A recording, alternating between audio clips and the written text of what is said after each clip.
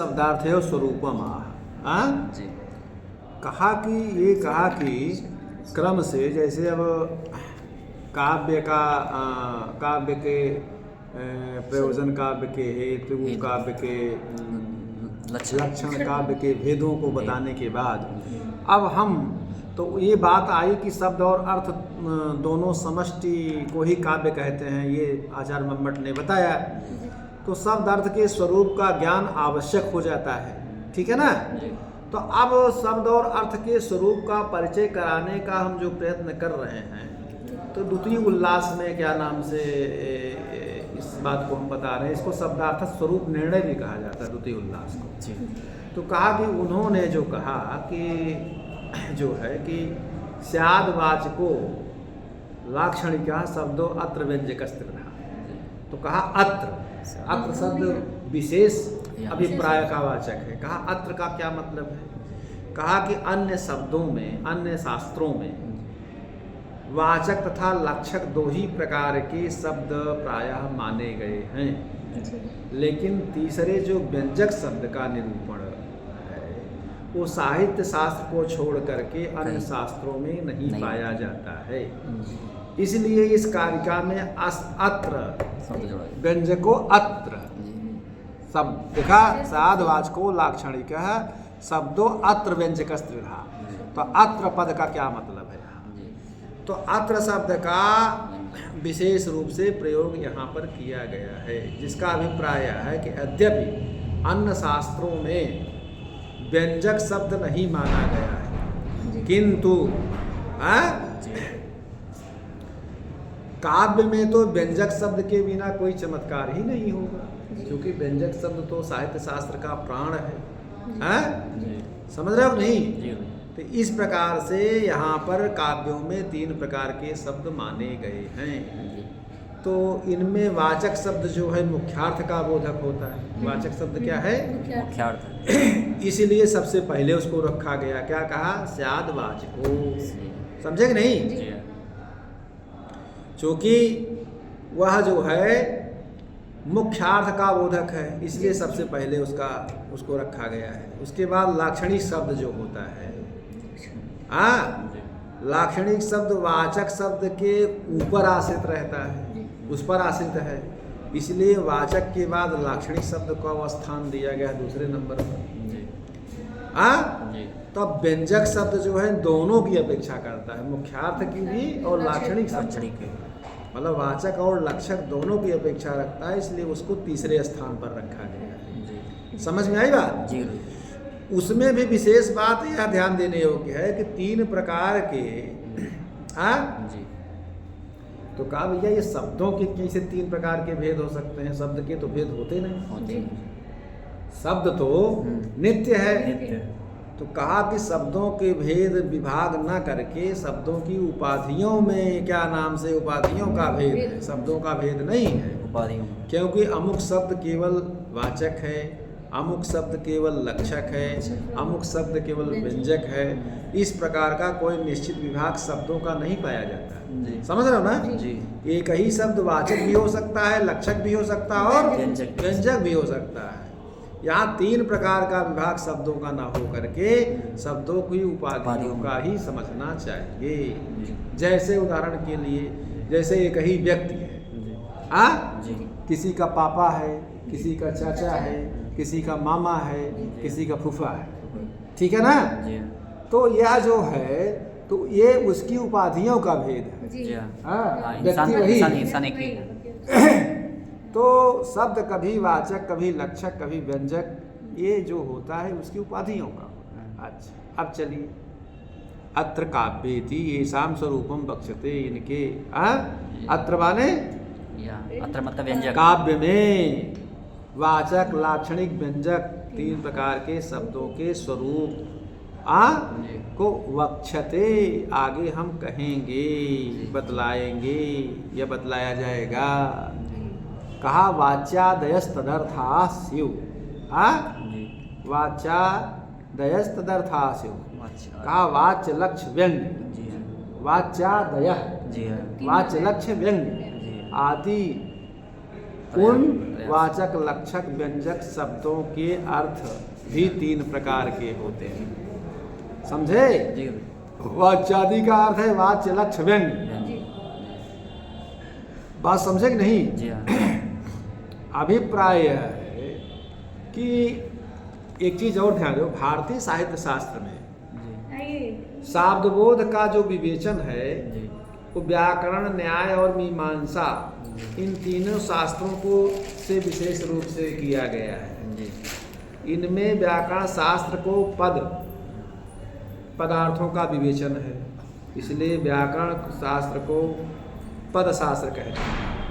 न्याय शास्त्र में प्रमाणों का विवेचन किया गया है, इसलिए न्याय शास्त्र को प्रमाण शास्त्र कहते हैं। इसी प्रकार वाक्यार्थ की शैली का जो विवेचन किया जाता है वो मीमांसा शास्त्र उसका विवेचन करता है, इसीलिए मीमांसा को वाक्य शास्त्र कहा जाता है। समझ रहे हो? जी कहा शाब्दबोध में इन तीनों शास्त्रों की आवश्यकता पड़ती है। जी शाब्दबोध के शब्दजन्य बोधा शब्द बोध शब्द के द्वारा जो बोध होता है उसको शाब्द शाब्दबोध कहते हैं। तो इसीलिए जो विद्वान लोग होते हैं पदवाक्य प्रमाणज्ञ प्रामाणज्ञ जी। कहते नहीं पदवाक्य पदवाक्य प्रमाण प्रावारीड़ा ऐसा बोलते हैं ना। जी तो अर्थात व्याकरण, न्याय और मीमांसा शास्त्रों के आर पारगामी उपाधियों से विभूषित करते हैं। ठीक है? तो यहाँ अर्थ का जब हम विवेचन कर रहे हैं तो मीमांसक के सिद्धांत को भी हम प्रदर्शित करने के लिए तब यहाँ कहते हैं तात्पर्यार्थोपि केसुचित। जी हाँ कहेंगे। समझता कि नहीं? जी हाँ कहने का मतलब ये है कि तात्पर्यार्थ भी केसुचित माने केसी कुछ आचार्यों के मत में तात्पर्य भी अर्थ होता है, वाचक लक्षक व्यंजक। हाँ, तो मीमांसा जो है व्यंजनावृत्ति नहीं मानता है। जी हाँ वाचक तो वाच्य मुख्य अर्थ तो मानता है अभिधा, जी लेकिन लक्षणा भी मानता है, जी। व्यंजना नहीं मानता मीमांसक। तो मीमांसकों के यहाँ तात्पर्याख्या वृत्ति मानी जाती है। जी। तो जो तात्पर्याख्या वृत्ति मानी जाती है जैसे इनका ये तात्पर्य है, जी हाँ तो उसमें मीमांसकों में भी 2 मत हैं। जी एक तो कुमारिल भट्ट के जो अनुयायी हैं जी वो पार्थसारथ मिश्र जी इत्यादि वो अभितान्वयवाद मानते हैं। जी वो क्या कहते हैं? अभितान्वय। अभितान्वयवाद। और जो प्रभाकर कुमारिल भट्ट के शिष्य हैं, जी हाँ प्रभाकर, शालिकनाथ मिश्र, जी ये सब जो क्या मानते हैं? ये अन्विताभिधानवाद मानते हैं। ये क्या करते हैं? अन्विताभिधानवाद मानते हैं। तो तात्पर्यार्थों के केसुचित में जी। ये बात है कि तात्पर्यवादी कौन है। जी हाँ? जी कहा अभितान्वयवाद का जो अभिप्राय है पहले तो ये समझ लेना चाहिए, तब हम मीमांसा शास्त्र को समझ पाएंगे। जी इसीलिए कहता हूँ कि साहित्य शास्त्र वो पढ़े जी जो हर शास्त्रों का अध्ययन करे। जी अब मीमांसा की बात आएगी तो आप कैसे जानोगे? सही। हाँ? जी तो कहा पहले पद से पदार्थों की प्रतीति होती है। जी हाँ? जी जैसे देवदत्ता ग्रामम गच्छति, तो पद है ना, जी तो पहले पद से पदार्थों की प्रतीति होती है। उसके बाद उन पदार्थों का परस्पर जो संबंध है आपस में, उन पदों से उपस्थिति वो नहीं होता है। वाक्यार्थ जब बोलते हैं वाक्यार्थ की मर्यादा से उपस्थित होता है। तो कहा वाक्यार्थ की मर्यादा से जो उपस्थित होता है तो पदों के द्वारा पदार्थ अभिहित माने अभिधा शक्ति के द्वारा बोधित करते हैं। जैसे देवदत्त पद का देवदत्त अर्थ, देवदत्त, हाँ? जी। ग्राम पद का ग्राम, हाँ? जी। गच्छति का गच्छति। तो कहा कि जो है तो पहले अभिधा शक्ति के द्वारा उपस्थित होता है, बाद में जी पदों के द्वारा पदार्थ अभिहित माने अभिधा शक्ति के द्वारा बोधित होते हैं। बाद में वक्ता के तात्पर्य के अनुसार उनका परस्पर अन्वय संबंध होता है कि उनका क्या तात्पर्य है, उसका उस वाक्य के द्वारा उनका परस्पर संबंध होता है, जिससे वाक्यार्थ की प्रतीति होती है। इस वाक्यार्थ की प्रतीति के बोध के लिए अभिहित पदार्थों का अन्वय मानने के कारण कुमारिल भट्ट आदि का जो सिद्धांत है उसको अभितान्वयवाद कहा जाता है। समझ में आई बात? समझे ना? इस मत के पदार्थों में परस्पर जो संबंध पदों का नहीं होता है, अपितु वक्ता की तात्पर्य के अनुसार होता है। वक्ता के तात्पर्य के अनुसार होता है, इसलिए तात्पर्यार्थ कहते हैं। जैसे उदाहरण के लिए कहा गया तात्पिता का के भ्यो दधि रक्षता। मान लीजिए स्वाति जी आई, हमारे लिए एक मेटी दही लेके आई कि गुरु जी के लिए लाए, हाँ, और हम छत पे बैठे, आप लोग को हमको थोड़ा 10 मिनट के लिए कहीं जाना हुआ, तो मैं आप लोगों से कहूँगा कि का के भ्यो दधि रक्षता, कौवे से दही की रक्षा करना, ठीक है। तो आप लोग देखेंगे, मान लीजिए बिलार आ गई, तो उसको खाने देंगे? नहीं, हाँ? उसे रोकेंगे, खाने देंगे? क्योंकि गुरु जी ने तो कहा है कि कौवे से दही की रक्षा करना। तो कौवे से दही की रक्षा करने का मतलब यह है कि दही के उपघातक जितने भी पदार्थ हैं सबसे उसकी रक्षा करना है। तो ये तात्पर्य है ना गुरु जी का, यही है तात्पर्य। अच्छा, मतलब कहे तो रहे हैं हम कि कौवे से दही की रक्षा करना, लेकिन गुरु जी का तात्पर्य है कि दही के उपघातक जो भी विनाशक तत्व हैं सबसे रक्षा करना, ये ना तात्पर्य है ना। यही बात वो कह रहे हैं। तात्पर्य माने समझी ना, ये तो समझिन जाबू तो जो समझे चाहे ओका तो तू फर्द समझ जा, हाँ? वही वाक्यार्थ जो है कहलाता है, समझे। उसकी बोधक शक्ति जो है क्या है, तात्पर्याख्या शक्ति। वो कैसे होता है, उसी को तात्पर्याख्या शक्ति कहते हैं, अभितान्वयवादी मानते हैं। तो जो पहले बतलाई हुई तीनों शक्तियों से भिन्न जो चौथी शक्ति मानी जा सकती है तात्पर्याख्या वृत्ति, चूंकि मीमांसक व्यंजना नहीं मानते हैं, इसलिए इनकी दृष्टि से चौथी नहीं, ये तीसरी ही वृत्ति है। समझ रहे हो ना। अब देखिए, अब पढ़िए, इतना क्लियर हो गया ना बात। कहा कि आकांक्षा योग्यता सन्निधि वसात वक्षमाण स्वरूपाणाम पदार्थानाम समन्वय तात्पर्यार्थोपि विशेष वपुर अपदार्थोपि वाक्यार्थ समुल्लसतीति अभितान्वयवादी नाम मतम। समझे कि नहीं? अभी देखिए, अभितान्वयवाद क्या है, ये दार्शनिक सिद्धांत है, लेकिन यह बड़ा क्लिष्ट भी हो जाता है। उस पर मम्मट जी की जो क्लिष्ट रचना शैली है, इस कारण से ये पंक्तियाँ और दुरू हो जाती हैं। का आकांक्षा योग्यता सन्निधि वसाद, यह वाक्य खंड जो लिखा गया है, कहा कि ये लिखना चाहिए कि वक्षमाण स्वरूपाणाम पदार्थानाम, वाक्यांश, इस वाक्यांश को बाद में रखा गया, उसको पहले रखा गया, हाँ जी। तो वक्षमाण स्वरूपाणाम पदार्थानाम, यह जो बाद में रखा गया, तो वाक्य की रचना अर्थ समझने में कठिनाई होती है। तो कहा तब क्या करें, कहा कि इसके स्थान पर ऐसा लिखना चाहिए, वक्षमाण स्वरूपाणाम पदार्थानाम आकांक्षा योग्यता सन्निधि वसात समन्वय। इस प्रकार का अगर करते हैं तो उसकी अपेक्षा यह पाठ सरल हो जाएगा, हाँ जी। समझे ना जी। तो कहा कि पदार्थों का परस्पर संबंध पदों के द्वारा उपस्थित न होने से कैसे होता है, कहा आकांक्षादि के बल से भाषित होता है, मतलब बोध, यही तात्पर्यार्थ है और वही वाक्यार्थ कहलाता है, ठीक है।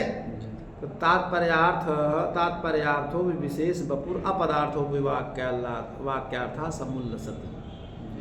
तो अभिप्राय ये देखिए, आकांक्षा क्या है, हाँ, प्रतीत परयोसान विरहा आकांक्षा, हाँ, एक पदार्थ ज्ञाने जाते से तदन्वयी अपरः पदार्थ कह इत्येवं रूपम जा ज्ञान विषयणी इच्छा सा आकांक्षा।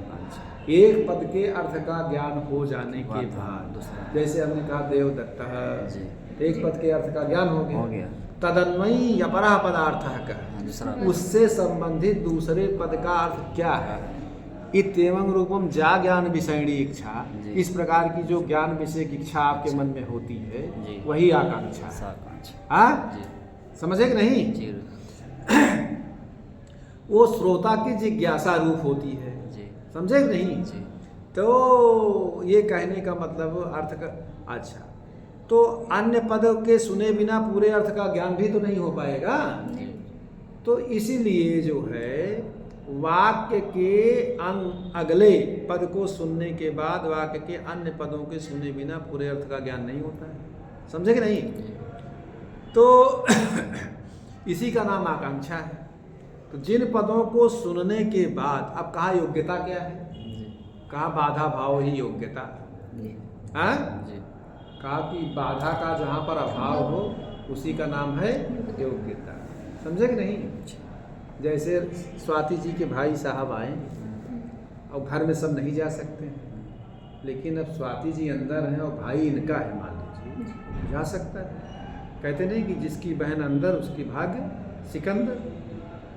सिकंदर में चूंकि वहाँ कोई बाधा नहीं उसको जाने, सही। बाधा का अभाव है, अभाव आप जैसा है, आप पहचान रहे हैं भाई हैं, आइए, दूसरा नहीं जा सकता। अर्थात बहनिना सिंचति इत्यादि वाक्यम न प्रमाणम कथम योग्यता भी रहा। आग से सिंचता है, तो सिंचाई का काम आग से होता है कि पानी से? पानी से। पानी से सिंचना पानी से होता है ना, तो उसमें सेचक क्रिया का अभाव है, योग्यता नहीं है, इसीलिए योग्यता का अभाव है, इसलिए इसको वाक्य नहीं कह सकते। कहा कि सन्निधि क्या है? जैसे हमने कहा देवदत्ता एक बार बोला, दूसरे दिन बोले क्या नाम से ग्रामम, चौथे दिन बोले गच्छति, तो वाक्य के अर्थ का बोध होगा? नहीं होगा। तड़ातड़ जब बिना व्यवधान के अगर शब्दों का उच्चारण करेंगे तो क्या नाम से? तब उसको सन्निधि कहेंगे, तब वो क्या, उसी का नाम है सन्निधि। ठीक है ना? जी। तो वाक्य के बोध के लिए क्या क्या जरूरी है? आकांक्षा, योग्यता, सन्निधि वसात। बात समझ में आए कि नहीं? जी। जिन पदार्थों के स्वरूप को आगे कहा जाएगा वक्षमाण स्वरूपाणाम पदार्थानाम, जी अर्थात पदार्थानाम वक्षमाण स्वरूपाणाम, जी अर्थात जिन पदार्थों के स्वरूप को आगे कहा जाएगा ऐसे पदों द्वारा आश्रित केवल पदार्थों का क्या होगा? आकांक्षा, योग्यता, सन्निधि वसात। जी आकांक्षा, योग्यता, सन्निधि के बल से जी समन्वय, समन्वय परस्पर संबंध होने से विशेष बपुर अपदार्थोपि वाक्यार्थ। जी तो कहने परस्पर संबंध होने से पदों से प्रतीत होने वाला अर्थ ना होने पर भी तात्पर्यार्थ विषयी भूत अर्थ होने के कारण विशेष प्रकार का तात्पर्य रूप वाक्यार्थ प्रतीत होता है। इसी को अभितान्वय कुमारिल भट्ट आचार्य के अनुयायियों द्वारा इसी को अभितान्वयवादी कहा जाता है, अभितान्वयवादियों का मत है। समझे कि नहीं? जी एक तो ये हुआ, जी समझे ना? जी इसके विरुद्ध जो उनके शिष्य थे आचार्य प्रभाकर भट्ट, जी उसको उन्होंने अन्यताभिधानवादी उनका मत है, तो वो लिखते हैं वाच्यो वाक्यार्थाय इति अन्यताभिधानवादी था। उनके सिद्धांत के अनुसार शालिकनाथ मिश्र भी उनके अनुयायी, उनके मतलब सिद्धांत को मान, केवल पदार्थ अभिहित होते हैं, बाद में उसका अन्वय होता है, यह बात नहीं ये कह रहे हैं। मतलब प्रभाकर का मत है कि पहले पदार्थ जो है अभिहित होते हैं, अभिधा शक्ति के द्वारा उपस्थित होते हैं और बाद में उनका अन्वय होता है, ये बात नहीं है, बल्कि पहले अन्वित पदार्थों का ही अभिधा के द्वारा बोध होता है। पहले अन्वित पदार्थों का ही अभिधा के द्वारा बोध होता है। इस सिद्धांत का नाम अन्विताभिधानवाद इसलिए रखा गया है। इस मत में पदार्थों का अन्वय पूर्व से ही सिद्ध होने के कारण उसके बोध कराने के लिए तात्पर्याख्या शक्ति की आवश्यकता नहीं है। वो तात्पर्याख्या वृत्ति नहीं मानते हैं, कहते हैं तात्पर्याख्या को मानने में गौरव है। जब हमारा काम ऐसे चल रहा है तो हम तात्पर्याख्या क्यों माने? समझे ना? अच्छा, पदों से जो पदार्थों की प्रतीति होती है वो कैसे होती है? कहा संकेतक ग्रह के द्वारा। कैसे होती है? संकेतक ग्रह। जब बच्चा पैदा होता है तो कैसे संकेतक ग्रह होता है? व्यवहार से होता है। बच्चा पैदा होता किसी को नहीं जानता, माता कहती है कि ये आपके पापा हैं, ये मामा है, ये चाचा है, तो संकेत के माध्यम से ना क्या नाम से जानता है कि ये पापा हैं, माँ, व्यवहार करता है। जैसे मान लीजिए व्यवहार क्या है? जैसे छोटा बालक है, उसको यह ज्ञान नहीं है कि किस शब्द का क्या अर्थ, कौन सा शब्द किस अर्थ के बोधन के लिए प्रयुक्त किया जा रहा है। लेकिन अगर माता पिता आदि के द्वारा पास में बैठा है तो कहते हैं कि बाल्टी लाओ, हाँ, नौकर से कहा कि बाल्टी लाओ, तो न वो जानता है कि बाल्टी का क्या अर्थ है, आवेदन का क्या अर्थ है, कुछ नहीं। लेकिन फिर वो बालक सुनता है और उसके इस व्यवहार को देखता है, हाँ, क्रिया को देखता है। तो बालक ना बाल्टी जानता है और फिर वो कहता है कलम उठा दो, हाँ, कहता है कि कलम उठा दो। तो ये क्या नाम से इस तरह के पिताजी या माताजी के वाक्यों को सुनता है और भाई या नौकर के इस व्यवहार को देखता है। इससे फिर वो कहता है कि बाल्टी रख दो, कलम रख दो। इस तरह का जो क्या नाम से समष्टि जो अर्थ हो करके उसके मन में एक संस्कार बनता है। क्या बनता है? संस्कार बनता है। समझ रहे हो कि नहीं? जो संस्कार बनता है उसके बाद पिता इत्यादि के द्वारा इस सब तरह का व्यवहार जब देखता है, संस्कार बनता है, तो अनेक बार के व्यवहार को देख करके धीरे धीरे बालक को बाल्टी, कलम, दावात का ज्ञान होता है। तो संकेतक ग्रह केवल पदार्थ में नहीं बल्कि किसी के साथ अन्य पदार्थ में ही होता है। जी हाँ, केवल पदार्थ में नहीं, केवल अन्य पदार्थों में वो संकेतक ग्रह देख रहा है। सही। जब केवल अनन्वित पदार्थ में संकेतक ग्रह नहीं होता है, केवल अनन्वित पदार्थ की उपस्थिति ही नहीं होती है, तो अतएव अन्वित का ही अभिधा के से बोध होने के कारण इसे अन्यता विधान मानना ही उचित है। यह आचार्य प्रभाकर भट्ट का क्या नाम से समझ रहे हो नहीं? तो पदों के द्वारा अन्य पदार्थों की उपस्थिति होती है और पदार्थों का परस्पर संबंध वाक्यार्थ वाच्य हो जाता है। तात्पर्यख्या शक्ति बांधने की कोई आवश्यकता नहीं है। अन्यथा विधानवादी प्रभाकर का यह मत है। तो आज मैं ये दोनों मतों को ये बता करके ये बात खत्म करूँगा। ठीक है, क्योंकि दार्शनिक पक्ष मैंने बृहद रूप से आपको पहले समझाने की कोशिश, क्योंकि ये चीज़ें आप नहीं जानोगे तो अगली बात कैसे फिर समझ रहे हैं नहीं? ये गंभीर वार्ता है। केवल शब्द मत देखिए, एक चीज लिखिए, इसमें बड़ा दार्शनिक पक्ष है। और साहित्य शास्त्र पढ़ने के लिए दर्शन, सारे दार्शनिकों का, सारी चीज़ों के सिद्धांतों को आपको जानना। हाँ, अब बताइए।